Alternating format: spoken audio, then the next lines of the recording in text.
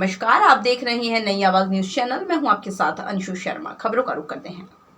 Bhagwanpur block में आयोजित क्षेत्र पंचायत सदस्यों की बैठक कोरम पूरा न होने पर खंड विकास अधिकारी आलोक गार्गी ने निरस्त कर दी, जिसके बाद बैठक में पहुंची कांग्रेस विधायक ममता राकेश, ब्लॉक प्रमुख करुणा कर्णवाल, उनके सैकड़ों समर्थकों ने खंड विकास अधिकारी आलोक गार्गी पर तानाशाही का गंभीर आरोप लगाते हुए ब्लॉक कार्यालय में जमकर हंगामा काटा। ममता राकेश ने बीडीओ पर तानाशाही का आरोप लगाते हुए कहा, खंड विकास अधिकारी भाजपा नेताओं के दबाव में आकर कार्य कर रहे हैं, जिसके चलते बीडीसी बैठक को निरस्त किया है। उन्होंने आरोप लगाया कि विधानसभा में भी विधायकगण कभी कभी देर से पहुंचते हैं। सदस्यों की बैठक में जिस तरह से बीडीसी सदस्यों की बैठक में जिस तरह से खंड विकास अधिकारी ने क्षेत्र पंचायत सदस्यों की संख्या केवल 10 दिखाकर आनन फानन में बैठक को निरस्त किया, ये बड़ा दुर्भाग्य है।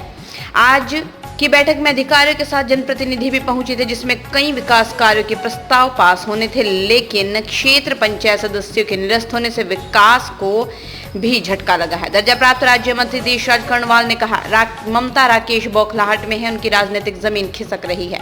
उन्होंने खंड विकास अधिकारी भगवानपुर पर आरोप लगाए हैं, ये गलत है। पिछली बैठक की उनकी वीडियो अगर देखी जाए तो वो ठीक 11 बजे ये कह रही थी कोरम पूरा नहीं है, बैठक स्थगित की जाए। तभी खंड विकास अधिकारी द्वारा बैठक का कोरम पूरा होने पर बैठक शुरू की गई है। और आज दूसरी बात लग रही है, यहाँ ये उल्लेख करना भी जरूरी है। उन्होंने बताया उनकी बेटी, उनकी भतीजी, उनके पति की बहन, उनके देवर की पत्नी भी बैठक के बाद आई, अर्थात मेरी भतीजी को पीठ में छुरा भोगते का काम कर रहे हैं। लेकिन मेरी भोली भाली भतीजी समझ नहीं रही कि छात्रवृत्ति घोटाला स्वर्गीय सुरेंद्र राकेश जी के जमाने का सबसे बड़ा घोटाला हुआ, जिसमें देवभूमि शर्मसार हुई।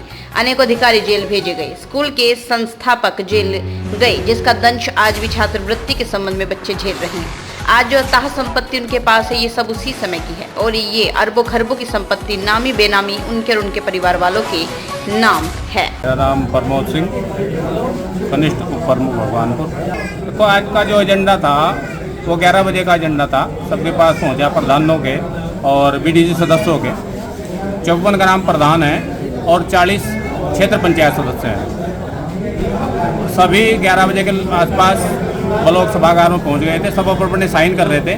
इसी बीच में कई बार तो बीडीओ साहब ने रजिस्टर उठवा करके अपने पास मंगवाया और ठीक 11:30 बजे रजिस्टर लेकर और उसमें उसका क्लोज कर दिया कि अब तक जिसके साइन हो गए वही मीटिंग में माना जाएगा। जबकि पूरे सदस्य लगभग 50 सदस्य हम उपस्थित थे।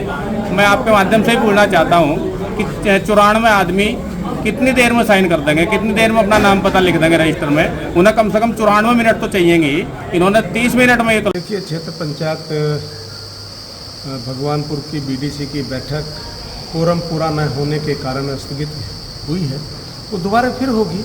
और ममता राकेश जी जो बीडीओ साहब पे आरोप लगा रही है वो निराधार है, क्योंकि जब पिछली बैठक में मैं बैठक में गया था तो ममता राकेश जी ने ठीक 11 बजे ये कहा था कि कोरम पूरा नहीं है, बैठक स्थगित की जाए। फिर जो तत्कालीन बीडीओ साहब थे उन्होंने हाथ उठवाया बीडीसी मेंबरों के। जब वो बीडीसी मेंबर का कोरम पूरा हुआ तभी बैठक शुरू हुई। इस बार तो आधा घंटा तक बीडीओ साहब ने वेट किया। जब बीडीसी सदस्य नहीं आए तो उन्होंने नियमानुसार बैठक स्थगित की है।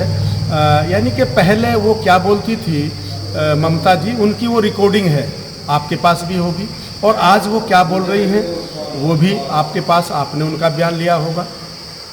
ये कहूँ किसी के कहने पर नहीं, ममता जी ने खुद, उनकी बेटी कभी मीटिंग में नहीं आती थी, आज भी वो लेट आई।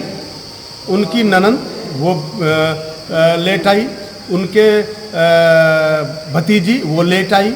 यानी कि जब उनके परिवार के मेंबर ही लेट आए तो ब्लॉक प्रमुख को सोचना पड़ेगा कि उनके पीठ में छुरी घोंपने का काम कौन कर रहा है।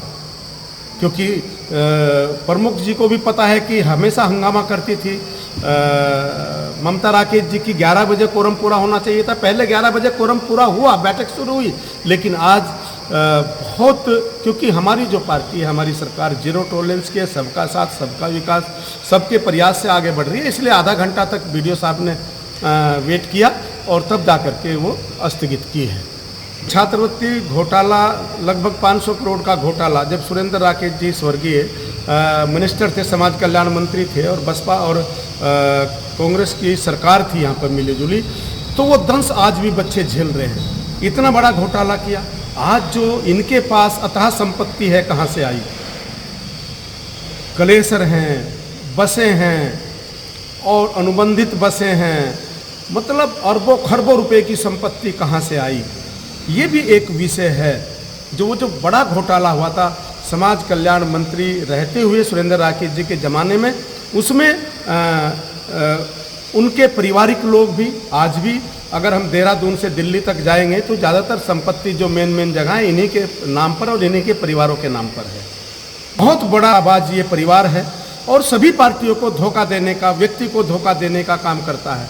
जैसे जब कलीराम राकेश जी हरोड़ा से कांग्रेस से लड़े थे, उन्होंने कांग्रेस को धोखा दिया, समाजवादी पार्टी ज्वाइन की, फिर समाजवादी ने टिकट नहीं दिया, उन्होंने समाजवादी को धोखा दिया, लोकदल से चुनाव लड़े सुरेंद्र राकेश जी, फिर बसपा में आए सुरेंद्र राकेश जी, विधायक बने, दूसरी बार विधायक बने, फिर बहन मायावती जी को धोखा दिया, कांग्रेस की सरकार बनवाई, फिर उसके बाद सुबोध राकेश जी को कांग्रेस ने प्रदेश का महामंत्री बनाया और राज्य मंत्री बनाया, फिर सुबोध राकेश ने कांग्रेस को धोखा दिया, फिर उसके बाद सुबोध राकेश भारतीय जनता पार्टी में आए, भारतीय जनता पार्टी में आने के बाद फिर सुबोध राकेश ने भारतीय जनता पार्टी को धोखा दिया, बसपा से चुनाव लड़े। उसके बाद आज वो हमारे कार्यकर्ता हैं, हम उनका सम्मान करते हैं। मेरी पार्टी के वो एक मेंबर की हैसियत से मैं उनका सम्मान करता हूं। लेकिन जो बाबा साहब अम्बेडकर जी के नाम पर जो वैचारिक भ्रांति फैला करके ये मेरे समाज को गुमराह कर रहे हैं। आज कलीराम राकेश जी जो कभी बहुत कोई उनकी ख्याति भी नहीं है, केवल ब्लॉक प्रमुख रहे, उनके नाम से डिग्री कॉलेज, ममता राकेश जी ने कांग्रेस की सरकार ने सुरेंद्र राकेश जी के नाम पर राजकीय समाज कल्याण का विद्यालय, तो इस तरह से, और गुरु रविदास जी के मंदिर पर कब्जा करके वहाँ कलीराम राकेश जी की तस्वीर स्थापित करना। आखिर ये अपने परिवार को बढ़ा रहे हैं या बाबा साहब अम्बेडकर का नाम रोशन कर रहे हैं? ये परिवार जब नगर पंचायत का चुनाव आता है तो नगर पालिका चेयरमैन बन जाते हैं, जब ब्लॉक प्रमुख का चुनाव आता है तो ये गांव में अपनी वोट बनवा लेते हैं और ये फिर प्रमुख बनने का वो करते हैं। ये हमेशा इनका कोई सगा नहीं जिसको इन्होंने ठगा नहीं, कोई भी। और तमाम चीज़ें हैं, अगर मैं बताने लगूंगा तो सुबह से शाम हो जाएंगी इनका चिट्ठा खोलने के लिए इस परिवार का।